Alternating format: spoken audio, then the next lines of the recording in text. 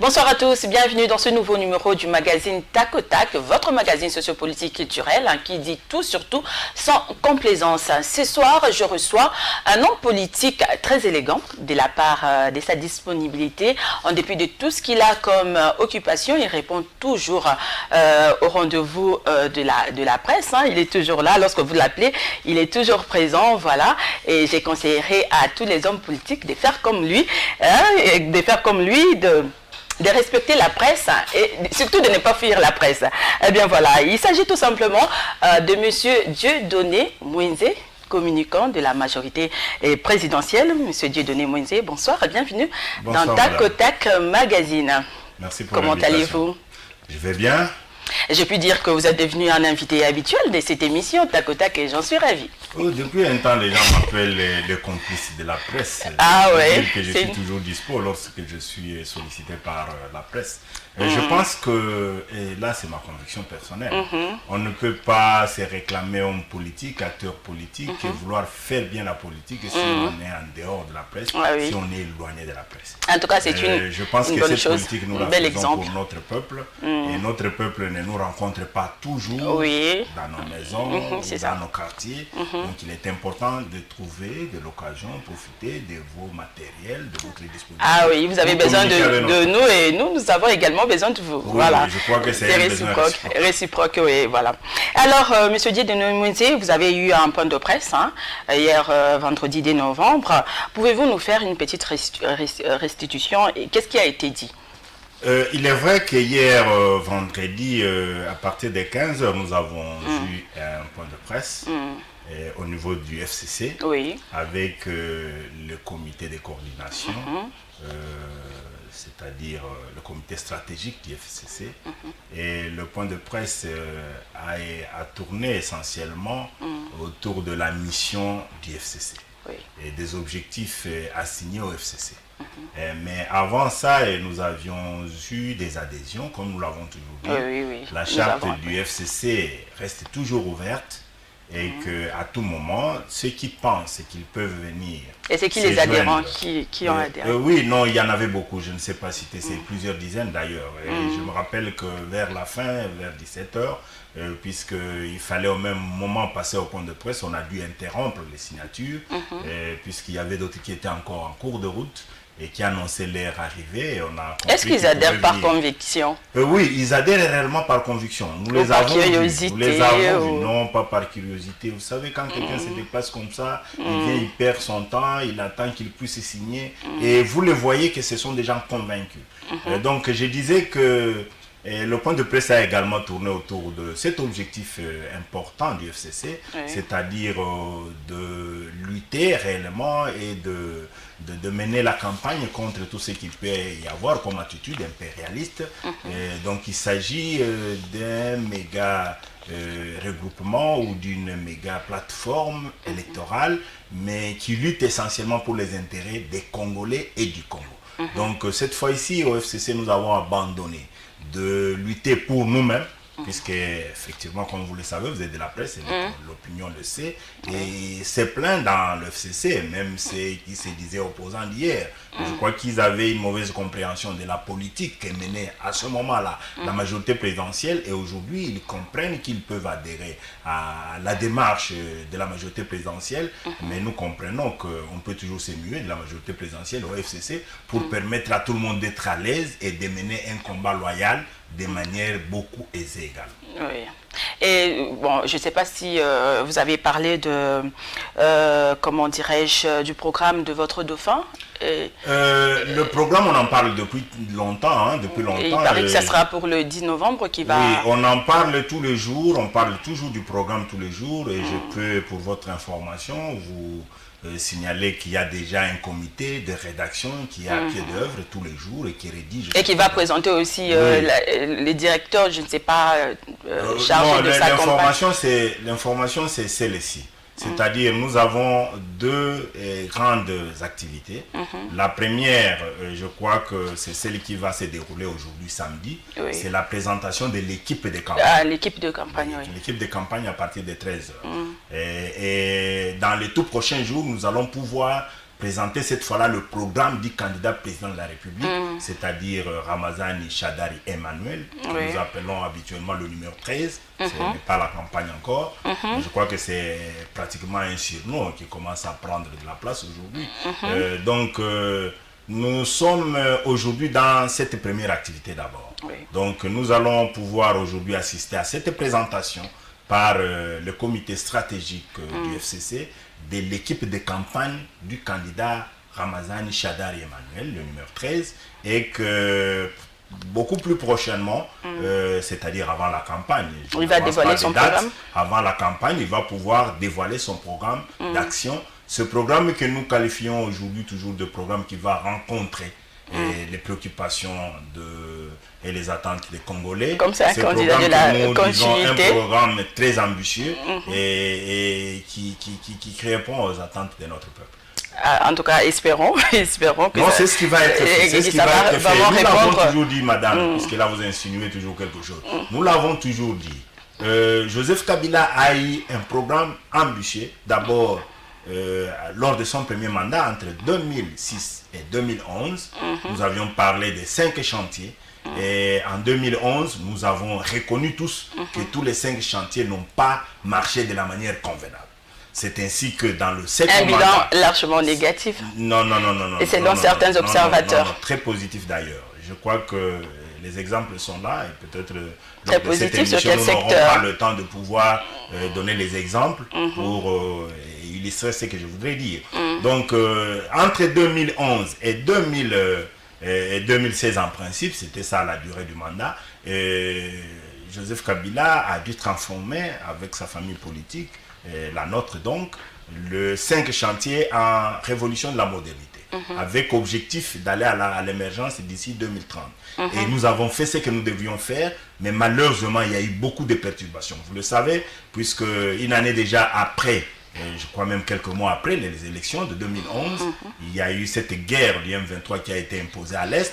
Finalement, ce sont toutes les contestations que nous avons connues dans la classe politique. On est passé une année après, je crois, aux concertations. Certains opposants sont venus nous rejoindre. Et comme vous le savez, lorsque l'on passe à une gestion collégiale comme celle-là, et c'est ce qui vous a empêché de bien... Le gouvernement devient faible. Il faut avouer réellement. Et d'ailleurs, vous avez des preuves que depuis le départ du Premier ministre du PPRD, Matata Pogno, que je salue en passant, la gestion n'a pas été aisée, la gestion du pays. Puisque nous avons toujours dit que lorsque la politique ne marche pas, effectivement, tous les autres aspects de la vie ne peuvent pas bien marcher.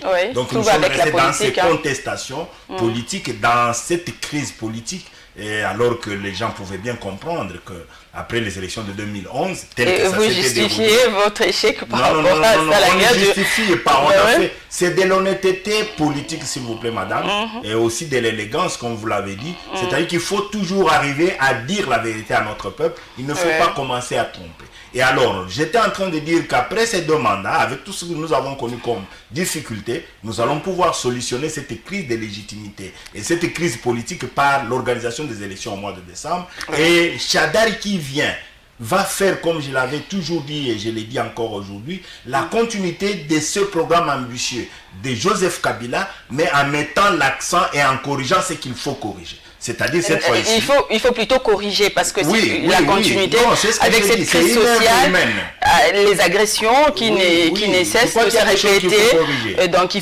faut vraiment corriger. Il faut vraiment corriger parce que... journaliste de cette maison, mais tous vous n'êtes pas de la même manière. Hein. Il y a chacun qui amène sa spécialité, chacun amène sa pointure, et chacun amène du sien.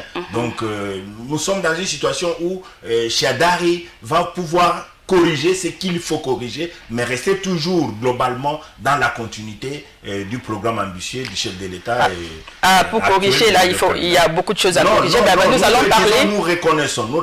C'est pour cela que nous voulons, avec le FCC, réellement rafler le maximum des sièges qu'il faut à l'Assemblée nationale et au Sénat, et même dans les assemblées provinciales, avoir des animateurs au niveau de l'exécutif, au niveau national comme au niveau provincial et à tous les niveaux, au niveau local, pour que nous puissions réellement transposer ou bien matérialiser le programme. C'est un peu le même discours qui revient. En 2011, c'était ça. Et puis, bon, voilà, 2016, 2017, il n'y a pas eu élection. L'homme, il est fait comme ça. On doit toujours, c'est comme si vous demandez qu'on vous accorde une seconde chance. On doit toujours vous accorder une seconde chance pour faire des choses. Vous savez, dans la vie, il faut toujours avoir des ambitions. Et les ambitions doivent aller dans le sens du bien-être du peuple congolais. Mais lorsque, entre les prévisions, les ambitions et les réalisations, il y a eu une marge de différence, c'est-à-dire ce qui n'a pas marché. Il faut savoir expliquer. Et il faut savoir expliquer, c'est ce que nous tentons d'expliquer, nous le disons tous les jours. Nous sommes restés dans cette stabilité monétaire pendant des années. Les gens, ils savaient que nous ne devrions pas changer notre franc congolais contre le dollar à plus de 930. Mais c'était pendant des années. Mais aujourd'hui, ce que nous connaissons en dehors de la crise internationale, en dehors de la faiblesse de notre économie interne qui est totalement extravertie, en dehors de manque de diversité de notre économie nationale, nous sommes dans une situation où la crise politique est venue exacerber déjà toutes ces difficultés qui étaient en train de plomber notre économie. Donc je crois que c'est ça la grande difficulté. Mais pendant ce temps, nous pensons que nous n'aurons pas tellement de crise économique pour déranger notre trésorerie, d'autant plus que les cours de marché international, sur le marché international, de nos minéraux comme le cobalt, comme le cuivre sont en train d'avoir des embellis sur le marché international. Nous pensons aussi que le gouvernement à venir va pouvoir diversifier notre économie pour que nous ne puissions pas seulement avoir des recettes essentiellement de la vente des minéraux, puisqu'il y a encore d'autres aspects qui peuvent nous permettre d'avoir des rentrées au niveau de notre trésorerie. Je crois que c'est ce qui peut permettre à ce que nous puissions rencontrer les attentes de notre peuple. En tout cas, on l'espère bien, vraiment. Alors, nous allons un peu revenir sur votre meeting du 27 octobre FCC, on en parle encore. Nombreux se demandent d'où provient le financement. Qui répondez-vous? Non, j'ai entendu ces débats dans beaucoup de milieux politiques, mais je me suis dit c'est un débat. Il y a même des enquêtes. Non, c'est un débat rétrograde, ma soeur. Le problème, c'est lequel? Le problème, c'est que le succès qui a couronné le meeting du FCC ce samedi 27 octobre, je crois que c'est un succès qui a surpris beaucoup de gens. Puisqu'il y a des gens qui pensaient que, je parle de quelques opinions, qui pensaient que ça ne sera pas une réussite. Mais les gens se sont rendus compte que le stade Tata Raphaël était tellement plein à craquer que même les alentours, les abords du stade étaient tellement pleins de monde, bondés de monde, et qu'il y avait même des embouteillages partout. Je ne sais pas si vous aviez fréquenté ce milieu-là de Matongé, ou même du côté des Limité. Je crois que c'était des embouteillages fous, c'est que nous n'avons pas encore connu depuis un temps. Je crois qu'en 2016, nous avons connu ça avec notre meeting également, un peu, mais cette fois-ci, on a senti que réellement, c'était une démonstration de force et que le FCC était une grande machine électorale qui pouvait écraser n'importe qui sur son passage. Donc, ça a été pratiquement de la jalousie développée pour dire non, on a donné de l'argent aux gens, on a acheté les consciences des gens pour que les gens viennent au meeting. Moi-même, j'ai été là, je parlais avec beaucoup de gens. Les gens n'ont pas eu il y a les billets circulés. Non, vous me demandez la source. Vous me demandez la source, s'il vous plaît. Puisque nous faisons la politique. Et nous ne sommes pas seuls à faire la politique. Parce qu'il y a une enquête là-dessus. Oui, nous faisons la politique et nous ne sommes pas seuls à faire la politique. J'ai entendu ce débat. Il y a même un parlementaire qui aurait initié une question d'actualité pour dire, il confirmait que, je ne cite pas le nom, il confirmait que non, il avait de preuves que l'argent serait sorti de la banque centrale du gouvernement pour financer les activités du FCC. Et quelqu'un d'autre également m'a dit, un peu pour faire rire, que non, même les fonctionnaires ne seront pas payés pour le mois d'octobre. La preuve, c'est qu'ils sont déjà payés. Non, je pense qu'il faut dire clairement les choses. Le FCC constituait des acteurs politiques importants. Le FCC constituait des animateurs des institutions et des mandataires de l'État. Et ça peut être vrai lorsque l'opposition actuelle passera au pouvoir. C'est-à-dire que tout parti politique, selon la loi qui organise le fonctionnement du parti politique, le parti politique vit d'abord essentiellement des cotisations de ses membres. Vous n'allez pas interdire à un membre du FCC qui est animateur d'une institution en même temps qu'il a ses rémunérations propres. Je parle bien de ses rémunérations et que sur base de ces rémunérations, qu'il puisse enlever un tout petit peu et mettre pour financer les activités du parti politique ou de la plateforme qui l'a hissé jusqu'à ce poste-là. Donc c'était des cotisations de membres. Des cotisations. Nous avons, même en commençant par le Premier ministre, vous ne pouvez pas vous imaginer qu'un seul instant, le Premier ministre peut mettre la main à la poche pour contribuer à l'organisation de l'activité du FCC. Il est membre. Même le président de la République peut aussi mettre la main à sa poche sur base de ce qu'il reçoit comme rémunération, sortir une petite cotisation pour dire voilà ce que je peux aussi donner pour contribuer à l'organisation des activités du FCC dont lui-même est autorité morale. Vous avez des ministres, vous les avez vus ce jour-là, vous avez des PDG, vous avez des gouverneurs, vous avez ainsi de suite, vous avez des députés, vous avez des sénateurs qui sont membres du FCC. Mais ces gens-là, réunis ensemble, si chacun ne peut donner que $100, vous pensez qu'on ne peut pas organiser un tel meeting? On a même prétexté que nous avions réquisitionné les bus Transco. Ah ben oui, hein, vous avez... Non, mais je dirais que c'est pas vrai. À chaque fois... Parce qu'il y avait une question, il y a une question par rapport à ça. J'avais une question. Oui, c'est ça. Je disais simplement qu'il n'y a pas eu réquisition des bus Transco, puisque nous savons que Transco est une société commerciale que nous... À chaque fois qu'il y a marche de l'opposition, Transco est toujours... Non, pas à chaque fois, je vais revenir sur contrôle technique, mais ces jours-là, Transco était disponible pour... Mais Transco fait les affaires. Transco est une société commerciale. Transco met ses bus à la portée des utilisateurs. Monsieur Mwende, vous avez tout politisé. Non. Nous avons loué une centaine. Et même la police dit qu'il y a 180 000 personnes. Laissez-moi éclairer l'opinion. Ça, c'est le rapport de la police. La police est politique, vous le savez. La police a eu le temps de compter quand même. Est-ce qu'il y a eu de billets? À la fois, je ne sais plus à la Non, répondez.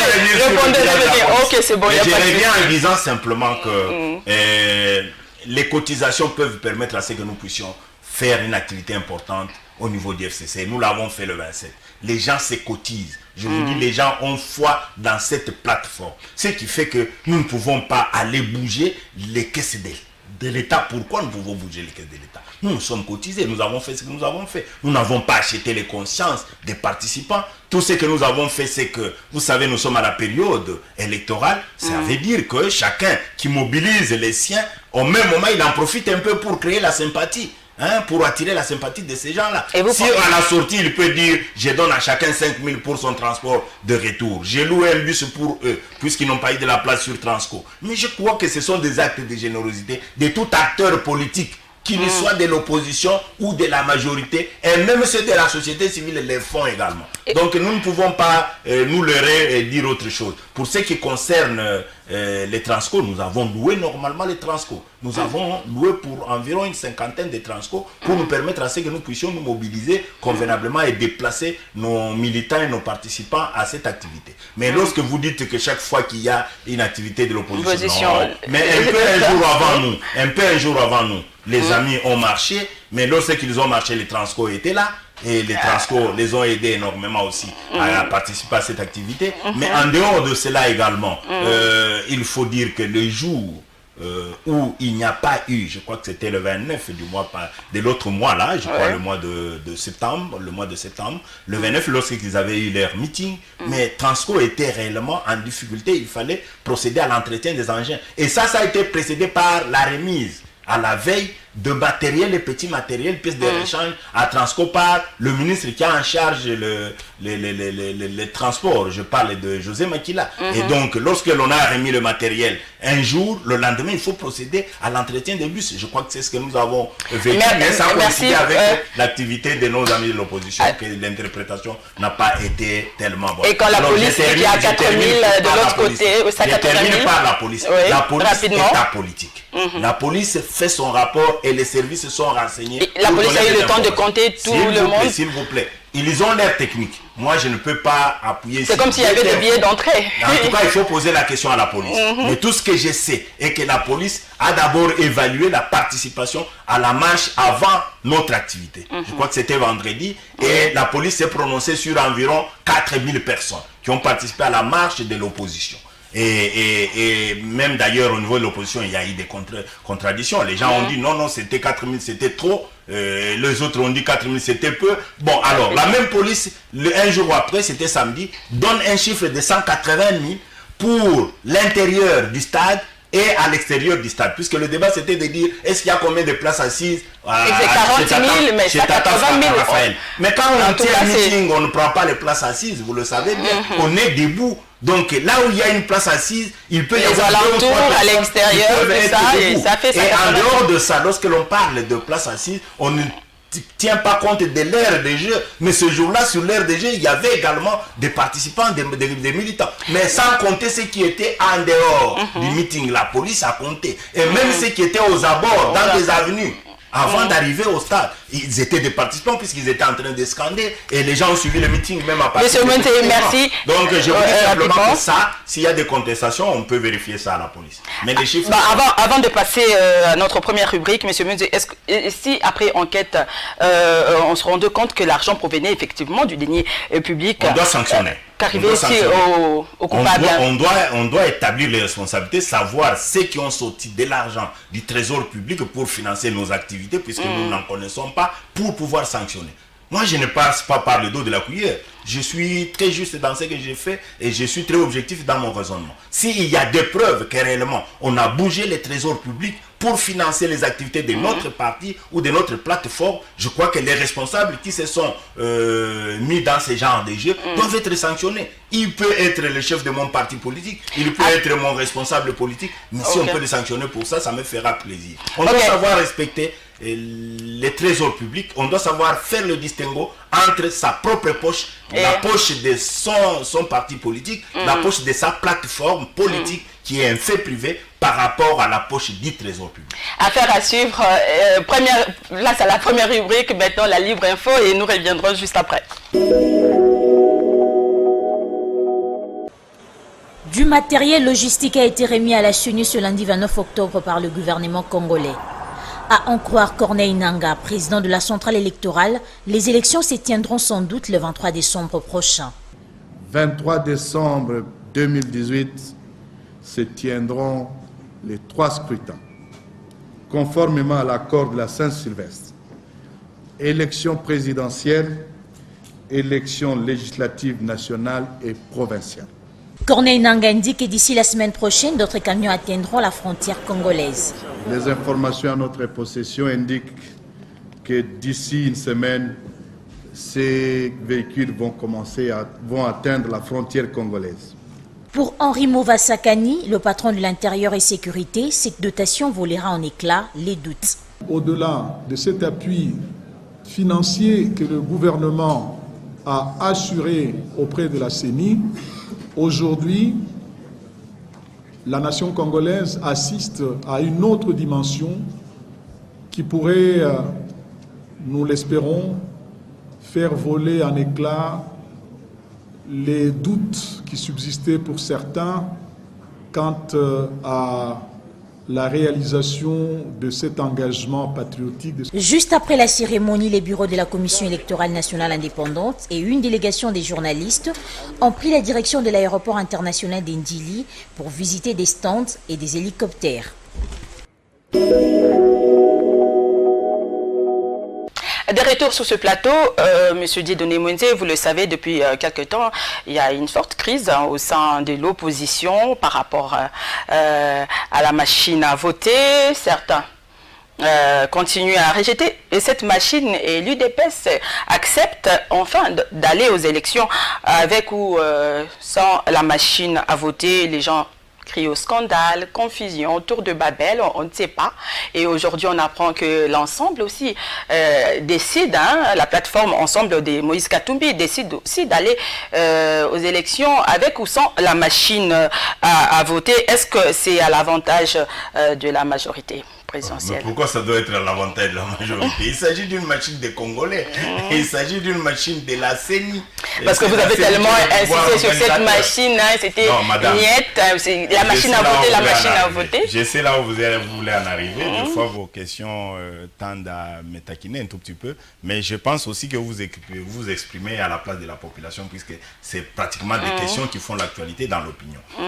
Madame, je peux vous dire sincèrement que il n'y a pas de crise simplement aujourd'hui dans l'opposition. il y en a toujours eu des crises dans l'opposition. Donc ce n'est pas seulement autour de la machine à voter. Mais vous avez éludé une autre question, c'est-à-dire celle de la candidature commune de l'opposition. Oui, la candidature qui pose problème aussi. Ok, je vais revenir sur ça. Oui. Mais alors, je rentre d'abord sur la machine à voter. Je crois que ceux qui aujourd'hui acceptent d'aller aux élections prochaines, avec ou sans machine à voter, rentrent au bon sentiment et reviennent à la raison. Je crois qu'on ne peut pas vraiment jeter beaucoup de pierres sur des partis politiques comme l'UDPS. Les gens ont même prétexté qu'ils seraient corrompus avec une somme d'environ 3 millions de dollars. Je ne pense pas. Mais je crois que la majorité. Ils ont dû expliquer leur position. Nous avons suivi tous en tant qu'acteurs politiques et a fortiori vous de la presse. Vous avez suivi le secrétaire général, vous avez suivi les secrétaires nationaux. Ils sont tous passés dans les médias pour expliquer leur position. Ils ont dit que la politique était dynamique.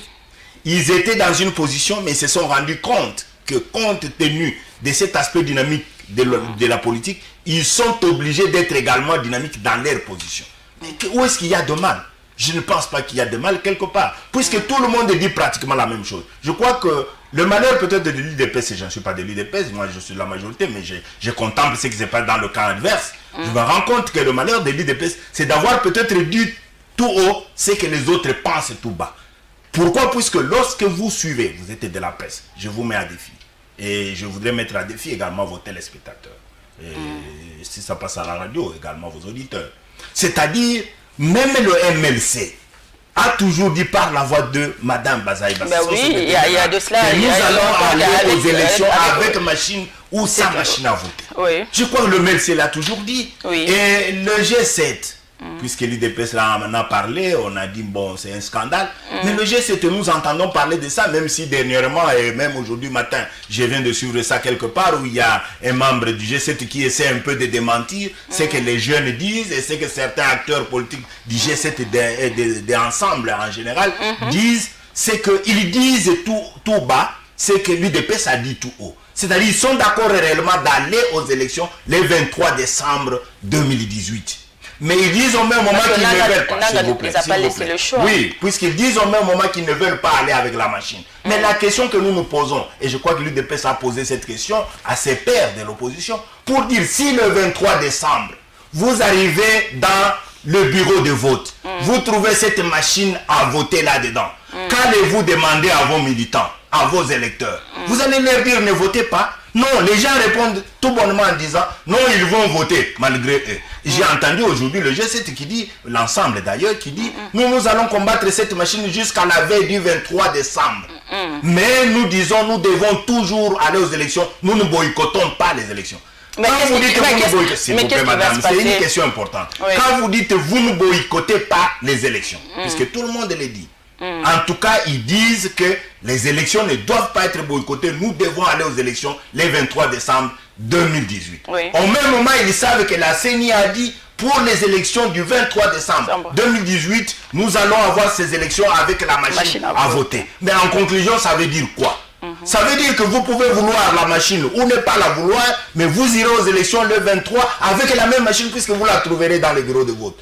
Mais c'est simple à dire à notre peuple. Je crois que c'est un peu ça. Mais et le tiraillement qu'il y a là-dessus, je crois qu'il y a un candidat, président de la République, qui est passé à la CENI. Mais oui, qui est passé, chez Combat, qui est juste non convaincante. Mais je crois qu'à la sortie, il n'a pas dit qu'on ne peut pas avoir la machine à voter dans les bureaux de vote le 23 décembre. Il a dit non, nous avons besoin de cette machine puisqu'elle simplifie beaucoup les opérations de vote, elle simplifie ceci, elle simplifie cela. Mais ce que nous voulons, c'est que du moins qu'on fasse ceci, qu'on fasse cela, mais des recommandations qui n'ont rien à faire avec le fond de l'utilisation de la machine. Les Britanniques l'ont dit, les experts britanniques, l'OIF l'a dit également, je ne sais pas. La MONUSCO mais ce qui inquiète quand même, vous êtes tellement d'accord avec la CENI, vous de la majorité. Nous ne sommes pas tous les jours d'accord avec la CENI. Oui. Mais nous avons un point de vue. Madame, nous avons un point de vue qui peut rencontrer la CENI, comme tout acteur politique. Après tout, la CENI travaille pour nous en tant qu'acteur politique. Oui. Donc, ce que fait la CENI, nous avons l'obligation de donner un point de vue. Et lorsque nous donnons un point de vue qui va à l'encontre de ce que la CENI fait, ou bien qui va dans un sens contraire, qu'est-ce que vous voulez? Ça peut arriver, et aussi font ça de temps en temps. Et d'ailleurs, madame, il faut vous dire la vérité, que nous ne disons pas toujours oui à tout ce qui se passe à la CENI. Lorsqu'il y a eu la tripartite en 2015, nous étions contre, puisque nous savions que ça risque de créer le blocage, et ça avait réellement créé le blocage, puisqu'en 2015, nous n'avions pas eu les élections provinciales. Vous en êtes témoin. Oui. Et dernièrement, on a parlé d'une commission technique qui devait siéger autour de la CENI avec les 21 candidats présidents de la République. Vous avez suivi la suite. Ils se sont réunis une fois, et la deuxième fois, ils ont claqué la porte, et aujourd'hui, quelle est la suite? Et moi, déjà, à son temps-là, quand j'avais entendu parler de ça, j'avais dit l'initiative est bonne de voir la CENI approcher les candidats présidents de la République, mais instituer une commission de manière permanente à pouvoir travailler sur base des prérogatives de la CENI. Ce n'est pas légal, ce n'est pas constitutionnel, et ça va porter les germes de blocage, et nous risquons de faire gripper la machine et même créer des problèmes au processus. C'est ce qui est arrivé, puisque les gens ont claqué la porte et ils ont dit n'importe quoi à M. Nanga, et puis finalement, bon, aujourd'hui on n'en parle presque plus. Donc je crois qu'à un certain moment nous disons non aussi à la CENI, et la CENI c'est que la majorité, à la majorité présidentielle au FCC, et notamment les acteurs politiques comme Dieudonné Moïse, ils avaient dit non à cette instauration d'une commission technique pour pouvoir parler des problèmes essentiellement constitutionnels reconnus à la CENI comme institution d'appui à la démocratie, institution indépendante, conformément à l'article 211 de la Constitution. Bien, monsieur Dieudonné Moïse, bon, on reste toujours dans ces chapitres élections, hein, parce que c'est vraiment à la une, la crédibilité du processus. Bon, la crédibilité du processus. J'étais en train de parler de candidature commune, vous êtes passé à autre chose. Non, ok, répondez à la question. La confusion, là, l'opposition a du mal. C'est la machine qui divise, qui divise aussi, parce qu'ils ont du mal. Il y a G7 qui a choisi comme Martin Fayoulou comme candidat commun de l'opposition. Je ne sais pas, Kamere et dans son coin, bon, on ne sait pas ce qui va se passer. Et UDPS et Félix Tshisekedi, personne. Madame, je ne sais pas s'ils vont aller en ordre dispersé. Et votre rapidement. Ne sera pas exhaustive. Vous allez relater beaucoup de choses. C'est plombé de beaucoup de difficultés et des fissures, des germes de diffusion au niveau des. Ils n'arrivent pas à se mettre d'accord. Ils ne se mettront jamais d'accord. Et moi, j'ai dit ça partout où je passe. J'ai dit cette histoire de la candidature commune de l'opposition, c'est une possibilité impossible. Ça ne se fera pas. C'est un rêve. Vous ne pouvez pas vous imaginer un instant que l'opposition puisse avoir un seul candidat. En 2006, on a rêvé un peu comme ça. On n'est pas arrivé à ça. Et en 2011 encore, ça n'a pas marché. Et entre 2006 et 2011, il y a une loi qui organise l'opposition, qui a voulu que l'on puisse avoir un chef des files de l'opposition. On ne l'a jamais eu jusqu'aujourd'hui. Donc nous sommes devant une classe politique où chacun compte sur ses ambitions personnelles. Il y a tellement beaucoup d'ego que les gens ne peuvent pas penser qu'à un certain moment, on peut s'effacer pour l'intérêt de l'autre. Donc ils se sont retrouvés en Afrique du Sud. Ils sont d'ailleurs très difficilement, vous avez suivi. Les uns annonçaient même leur nom de départ. Ils sont partis. Les autres ont annoncé, ils ont envoyé leur téléguidé. Oui, mais finalement, quand ils sont rentrés, ils ont téléguidé ils vont trouver une solution par rapport à ça. Mais quand ils sont rentrés, ils ont téléguidé un sondage. On a placé un comme premier, un autre comme deuxième. Et finalement, le G7 avec ensemble, ils disent, nous, d'ailleurs c'est le G7, j'ai entendu ça des G7 essentiellement, ils disent pour eux le candidat c'est X et pas quelqu'un d'autre. Alors qu'à l'IMT, ils disent ouvertement qu'en tout cas s'il faut un candidat unique de l'opposition ou une candidature commune, ça doit être leur chef. Mais dans l'entretemps, à l'UNC ailleurs, on vous dit ça ne peut pas être quelqu'un d'autre. On est même en train de voir, je ne sais pas si vous avez sur les réseaux sociaux, une guerre tribale. Et dans l'entretemps, il n'y a pas un programme commun. Et dans l'entretemps, il n'y a pas un programme commun. Ces débats des tribus et des passés. Louba et Congo, tout ça. C'est vraiment grave. Il ne faut pas qu'on engage une communauté. Ce n'est pas encouragé. Et ça vient de vous de la presse. Ça vient de vous de la presse. Et là, je vous pointe vous en tant que témoin.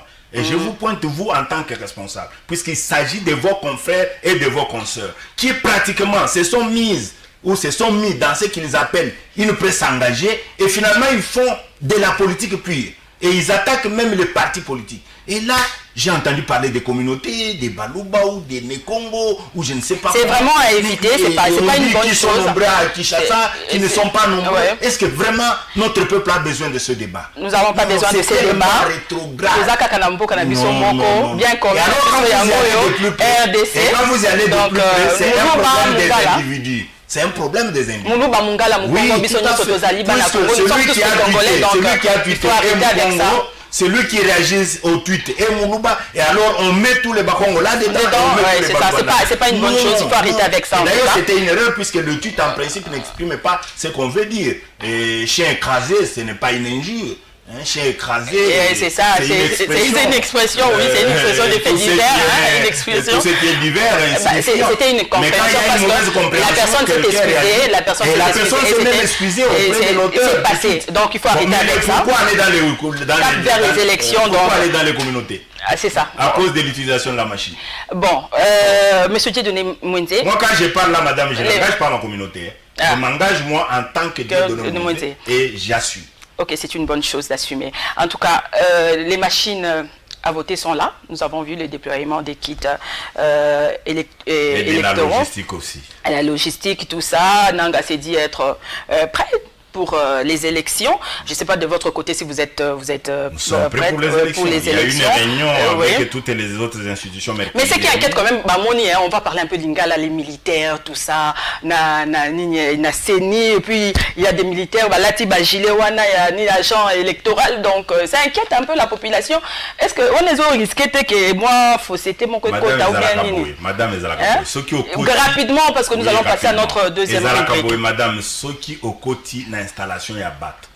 Ceux qui bango balataka elamba boye tel ou tel autre elamba pour se distinguer des autres et pour se faire identifier au latango. Biso tokota déjà donc c'était par rapport à l'identification. Oui, tout à fait. Biso tokota déjà na ba mine, tolati ba chapeau ya ba mine, ya mine, ya ba ingénieur de mine, tolati ba veste, ba blouson, ya ba ingénieur de mine ou ya ba travailleur ba Yamine. Oui. Au Kokota, par exemple, la salle d'opération où mais ça quand même inquiété pour Batou Amonité. Bachar, Babikou, tu hélicoptère et tout c'est tombé en panne. Bamonité, Bakitango et Monanité.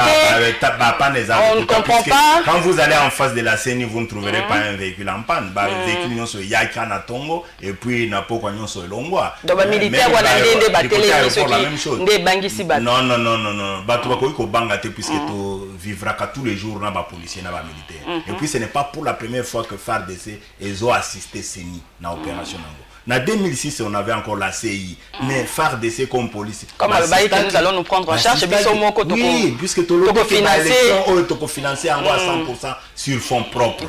Donc en 2011 d'ailleurs, Balakaki Bisso est belé, mais Basala en beauté pour dire ils vont nous assister. Mais les FARDC ont appuyé et la police appuie tous les jours. D'ailleurs, la sécurisation du processus électoral, c'est essentiellement la police qui le fait. Et alors, quand aujourd'hui on dit bon, na ba matériel na biso to salisana pour que to déployer ba kite na biso ba matériel électro na biso ba biloko nyonso wana na terrain sur toute l'étendue du territoire national avec notre pays. Rapidement, nous allons passer à notre. Mais pourquoi il y a de mal? Je crois que ça matériel. Il n'y a pas à s'inquiéter. Il y a un matériel de fer d'essai. Et il est tout juste pour que ça lit ça, qu'on permette à ce que l'on déploie les matériels et à 1 ou 2 jours avant les élections, le matériel non se cause na FARDC. Donc il n'y a pas à s'inquiéter. Il n'y a pas à s'inquiéter. Nous irons aux élections le 23 décembre. Quelqu'un même dit qu'il fallait qu'on puisse mettre la peinture de la CENI. J'ai dit non, quand on utilise les matériels de la MONUSCO, on a utilisé ça en 2006 et en 2011. On n'a pas mis la peinture des couleurs de la CENI. Et une utilisation de 2-3 semaines, couleur, barang. Donc tout est déjà prêt, il y a déjà la télé, c'est la radio, la télé radio, donc on est pour les élections, la population soit informée par rapport au processus électoral. Ok, c'est une très bonne chose. Alors notre deuxième rubrique, oui, on a tous besoin des élections et crédibles, qu'aucune élection crédible et apaisée. Donc Moutouna ça l'effort pour que le processus soit crédible. Ezaka makambo ya CENI yé mon côté, CENI a sala musala naye pour que et réellement à respecter le résultat des urnes. Ok, une bonne chose. Et que l'acteur politique n'est biso, n'a pas opposition, tout ça l'effort, tout contribuer à ce que le processus est à la bien. Monsieur Dieudonné Moïse a toujours beaucoup de choses à dire. Ça prouve vraiment que c'est un communicant. Donc c'est vraiment votre travail, c'est une bonne chose. Alors, seul face au miroir, Monsieur Dieudonné Moïse, dites-nous. Encore aujourd'hui. Oui, encore aujourd'hui. C'est une rubrique de l'émission, donc on ne peut pas se passer de ça. Vous allez encore être devant le miroir pour nous dire qu'est-ce qui vous rend unique et ainsi contribue à vous rendre plus légitime que les autres membres de la majorité présidentielle. Seul face au miroir. Ce qui me rend moins unique et beaucoup plus utile par rapport aux autres membres de la majorité. Légitime. Plus légitime par rapport aux autres membres de la majorité présidentielle. Oh là voilà. Face au miroir tout de suite. Je ne suis pas unique à la majorité présidentielle, nous sommes nombreux. Et je ne peux pas prétendre être le plus légitime par rapport à tous les camarades de la majorité présidentielle et aujourd'hui du FCC. Mais comme vous le savez, nous sommes des natures des dieux, des créatures des dieux. Donc ça peut arriver que par moment, chacun puisse avoir sa petite différence. Donc j'ai droit aussi à ma différence. J'ai fait le travail de la majorité présidentielle en tant que communicant. J'ai fait le travail du FCC par passion et par vocation, puisque j'aime faire la politique. Mais je pense aussi que c'est peut-être ma disponibilité à pouvoir répondre à toutes les invitations, à pouvoir communiquer et communier avec notre peuple, qui fait qu'à un certain moment, on parle beaucoup plus de Dieudonné Moïse, mais je crois qu'on peut aussi parler des autres membres de la majorité présidentielle et du FCC. Donc, je pense que c'est une appréciation, et je peux vous la concéder, mais moi, en tant que Dieudonné Moïse, je constate simplement que je ne suis pas unique, je ne suis pas seul légitime, mais nous sommes nombreux dans notre famille politique, et même ailleurs, il y a aussi des gens qui peuvent dire qu'ils sont uniques, qu'ils sont légitimes. Mais je crois que j'ai fait la communication politique avec passion pour le Congo. Et ça, j'emprunte l'expression du président de la République, Joseph Kabila. Vraiment, je crois que si tout le monde peut faire la politique avec passion pour son pays et ne pas faire la politique pour lui-même, je crois que nous allons apporter beaucoup de différences et nous n'allons pas plonger dans cette médiocrité qui a été décriée depuis plusieurs années de la classe politique et nous allons améliorer beaucoup de choses. Voilà ce que je peux dire à ce niveau. De retour sur ce plateau, M. Dieudonné Moïse, il y a Akage avec Georges Kapiamba qui ne jure qu'au respect de l'accord du Saint-Sylvestre, la libération des prisonniers et politiques, mais jusque-là, silence radio du côté du gouvernement. Bon, j'ai suivi également cette information sur une des chaînes locales, je crois. Bon, j'ai toujours dit ça à mon frère Georges Kapiamba de l'Akage, qu'à un certain moment, il s'est dit défenseur des droits de l'homme, mais de temps en temps, il confond ce métier de défenseur des droits de l'homme avec le métier d'avocat. Parce qu'il faut rappeler qu'il est d'abord avocat. Oui. Et lorsqu'il parle, très souvent, il fait brandir la casquette d'avocat. Et vous savez, un avocat, il est ce qu'il est. Il doit toujours plaider non coupable pour ses clients. Oui. Et moi, je pense que c'est peut-être ça qui fait que Georges Kapiamba revient très souvent sur cet aspect de décrispation politique tel que défini mais c'est important. Dans l'accord de la Saint-Sylvestre. Oui. C'est important, oui. Et le gouvernement, je crois que vous n'évoquez pas aussi le point de vue donné par le gouvernement par rapport à la préoccupation de Georges Kapiamba. Je crois que le gouvernement dit clairement que par rapport à ce qui a été convenu au centre interdiocésain et contenu dans l'accord de la Saint-Sylvestre, le gouvernement a fait le maximum. À part quelques cas qui pourraient énerver la loi. Puisqu'en principe, l'accord n'est pas au-dessus de la loi. Les gens pensent que puisqu'il y a eu l'accord, c'est-à-dire qu'on met dans une sorte de blanchisserie tous les malfrats congolais. Mais c'est ce qui a été prévu dans l'accord de libérer. Non, c'est ce que nous disons, qu'on applique l'accord, mais on ne veut pas énerver les lois du pays. Et dans cette application de l'accord, sans pour autant vouloir énerver les lois du pays, le ministre de la Justice a été clair. Il a fait ce qu'il pouvait faire, c'est-à-dire que, vous le savez bien, nombreux qui étaient à l'étranger sont rentrés dans ce pays sans problème, nombreux qui étaient dans les prisons sont sortis puisqu'on disait... Et dans quel climat irons-nous aux élections Non, je crois que s'il y a quelqu'un qui reste et pour lequel le gouvernement s'est dit incapable de le faire, puisque le gouvernement irait à l'encontre des lois du pays, je crois qu'il faut comprendre. Nous sommes, j'ai toujours dit, nous sommes 4, s'il vous plaît, nous sommes 80 millions de Congolais.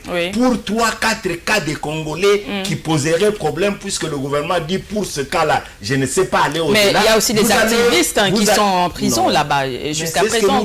C'est ce que nous disons. Vous savez, c'est ça même un peu la difficulté ici. C'est-à-dire, ceux qui font de la politique, ceux qui se disent activistes de droits de l'homme, ou je ne sais pas, des mouvements citoyens, chaque fois qu'ils sont devant la difficulté, ou chaque fois qu'ils ont enfreint la loi, ils pensent qu'ils doivent être couverts puisqu'ils sont activistes de droits de l'homme, ou soit qu'ils sont acteurs politiques, ou ils sont des mouvements citoyens. Je crois qu'on doit avoir un comportement responsable, malgré son statut de politicien ou d'acteur de la société. Ok, nous allons passer à autre chose rapidement. Sondage de Bercy, qui fait un peu polémique, qui place Félix Tshisekedi, Vital Kamerhe à la tête du sondage. Mais certains membres de la majorité, quand même dénoncent une manipulation maladroite. Oui, mais nous dénonçons. C'est une manipulation. Je vous ai dit ça. Ils se sont retrouvés en Afrique du Sud pour parler de la candidature commune et du programme commun. Mais si les sondages reflétaient la réalité. Laissez-moi terminer. Finalement, ils ne l'ont pas fait. Ils ont pondu un texte sur une demi-page avec quelques signatures en bas pour couvrir la page et pour une réunion qui a occasionné autant de dépenses pour un déplacement de Kinshasa jusqu'en Afrique du Sud. Et finalement, ils se sont rendus compte que c'était une rencontre pour rien, une rencontre qui était vide. Et quand ils sont rentrés, puisqu'ils savaient que le débat, à partir de ce qu'ils ont appelé critérium, le débat, c'est-à-dire c'est avoir une candidature commune, ils ont téléguidé un sondage qui les plaçait pratiquement un premier et un autre deuxième. Mais il n'y a pas simplement nous de la majorité qui contestons. Même dans l'opposition, ils contestent ce sondage. Puisque, s'il vous plaît, madame, je veux vous parler comme technicien. Rapidement, parce que comme technicien, puisque j'ai la formation des statisticiens. Et en tant que statisticien, je sais ce que c'est les sondages. Lorsque vous voulez donner les résultats des sondages, vous les faites sur base de quoi? C'est sur base d'un échantillon. Et nous devons savoir comment vous avez prélevé cet échantillon dans la population. Lorsqu'on vous dit que ce sondage n'a pas été basé sur un échantillon représentatif. On vient dans une ville comme Kinshasa où vous avez à peu près 13 millions d'habitants. On vous prend quelques dizaines, 50 ou 60 ou 70 personnes et on dit que ils ont dit plusieurs personnes ont parlé dans toutes les provinces. Leur point de vue de 70 personnes nous représente notre point de vue à nous 13 millions dans cette ville. Non. Et dans des provinces, ils ont pris quelques quarantaines de personnes, 60, 70, et ils disent que ça représente le point de vue de la province. Non, nous avons compris qu'ils n'ont même pas eu le temps d'avoir un sondage sérieux, de prélever des échantillons représentatifs. Ils ont voulu simplement téléguider ce sondage pour créer le débat au sein de l'opposition, pour savoir qui doit être candidat commun pour l'opposition. Rapidement, Monseigneur Mosengo critique des pouvoirs quitte la tête de l'église catholique à Kinshasa pour céder son fauteuil à Fridolin Ambongo. Nous le félicitons pour le travail abattu. Est-ce que les dons, est-ce que les dons, l'arrivée du nouveau Monseigneur, est-ce que les dons vont basculer en votre faveur ou ça va aller des mal en pire? Nous félicitons également Monseigneur Fridolin qui vient d'arriver. Mais vous êtes content que Mosengo soit parti? Nous sommes contents le fait que lui est arrivé. Nous sommes également contents que Monseigneur Mosengo a accompli le travail de Dieu et qu'il a demandé qu'il puisse laisser la place à quelqu'un d'autre. Je crois que les deux méritent nos félicitations, les deux méritent toute notre reconnaissance. Et les dons ne vont Moi pas d'abord en basculer. tant que chrétien. Mais je voudrais simplement dire une chose par rapport à l'attitude à observer. Et je crois que c'est là où l'ancien cardinal nous a un peu déçus. C'est-à-dire vouloir confondre le travail de l'évangile avec le travail politique. Puisque les deux ne marchent pas et Dieu lui-même a dit, comme Jésus, il a dit, ce qui est à César, il faut donner à César, et ce qui est à Dieu, il faut donner à Dieu. Et quand on confond les deux, on n'est ni dans la Bible, ni dans la société, et même pas dans la politique.